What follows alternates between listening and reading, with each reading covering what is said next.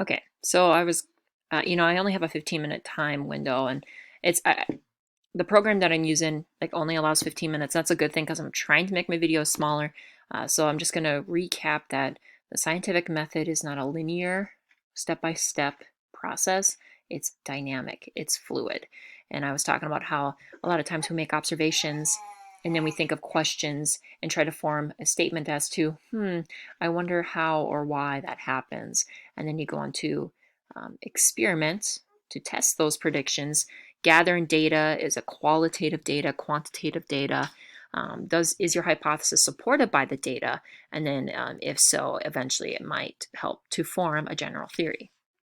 So here's an example of Simpsons, and I don't know if I'm dating myself here, but Krusty the Clown was a character on The Simpsons. He was told that a certain itching powder was the newest best thing on the market. It even claims to cost 50% longer lasting itches. Interested in this product, he buys the itching powder and compares it to his usual product. One test subject A is sprinkled with the original itching powder, and another test subject B was sprinkled with the experimental itching powder. Subject A reported having itches for 30 minutes. Subject B reported to have itches for 45 minutes. So, first off, what is the independent variable, the thing that Krusty the Clown changed in his experiment? And I'm going to use a highlighter here and choose a different color, orange. Orange for independent variable. So hopefully you're saying the itching powder, that's what he changed. Okay, the dependent variable, how did he measure whether or not one itching powder was better than the other? He recorded the time of itch. Okay. And then the control group, what did he keep the same, or what is he going to use it to compare back to? That should be your original itching powder.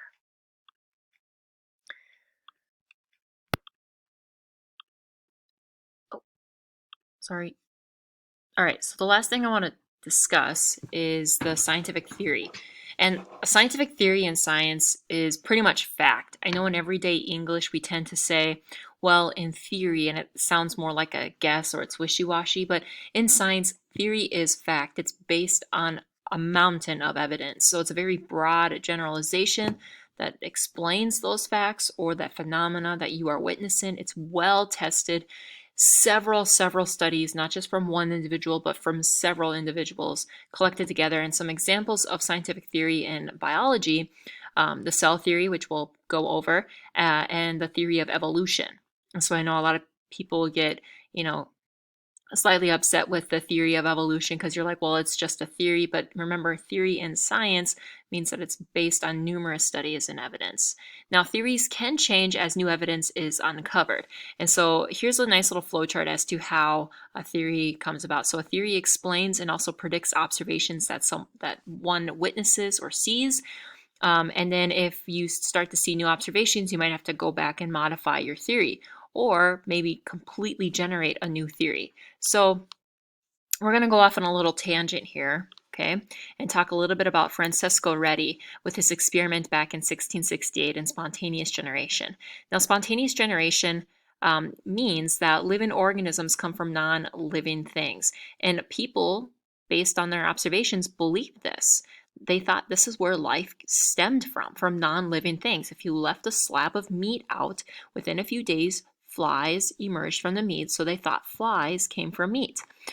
They thought that earthworms came from rain because after it rained, you saw earthworms on the ground. No one actually saw an earthworm fall, through the sky and land on the ground, but they just, hey, every time it rains, we see earthworms, and so earthworms come from rain. Another one would be like frogs in mud. Frogs tend to hibernate underground, and then during the spring thaw, they emerge, and so they saw these frogs come from the mud.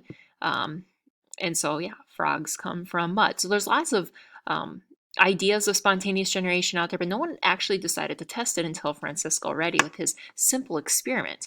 And so what he did is he took two containers, one that was open with a slab of meat, and another that was closed with a slab of meat, sorry, three containers, and another one that had mesh on it that contained a slab of meat, okay? So you can see that we have the same container, the same type of meat, and the only thing that we are changing is the access to that meat. Okay, so here we have it wide open. Here we have it completely sealed, and over here we have a gauze-covered container or a mesh that still allows air to enter and leave, but not bigger organisms, in this case maggots. And so what he noticed was that he left them out for the same period of days, and let's just say a week. So after a week, we noticed that we have maggots in the meat.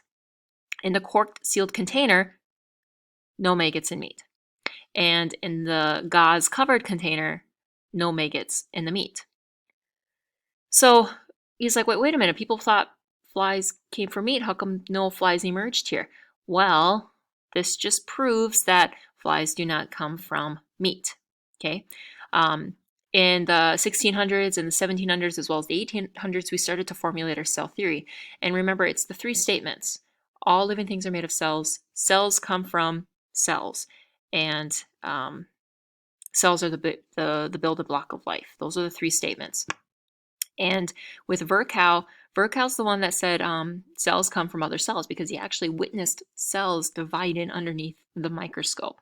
So that would happen a couple of, I don't want to say a century later or so.